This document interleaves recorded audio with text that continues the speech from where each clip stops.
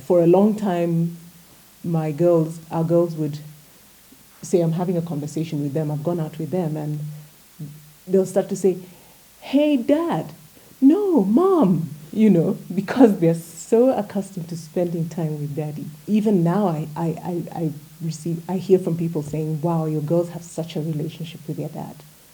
It's admirable. People envy it. That's and not I something money can appreciate buy. that. That's something money cannot I think buy. the trade-off was worth it, if you think about it. Yeah. And there's a lot of families that just don't have that, unfortunately. It's an African thing. We expect that, the African man is going to be like this. I change the diapers, wash the girls, took them, do their hair, what have you.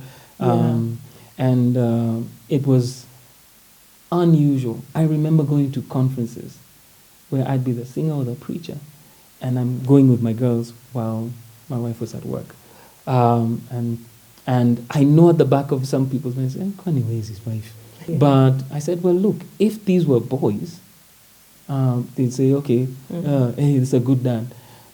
But now that my girls are now teenagers, I can see that the investment was worth it. It was worth that. I wouldn't change. I wouldn't trade that thing. I wouldn't, because if I worked in the corporate world, I would have been absent, to give them the kind of quality of life that they needed.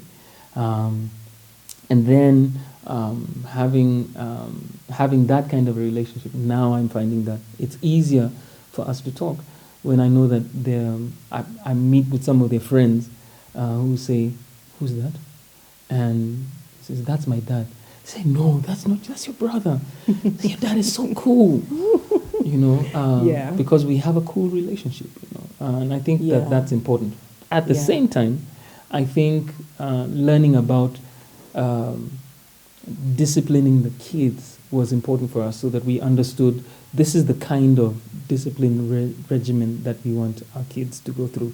We need our kids disciplined like this, so that we were agreed on that.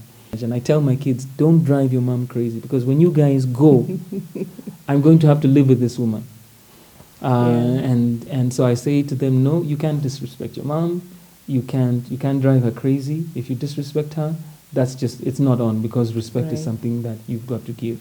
But secondly, she can't be crazy, and that's self-interest. I'm working in self-interest there. I'm saying, you know what? I am not going to live with a crazy lady in the last years of my life. I'm not going to do that. So that's just insurance. Yeah.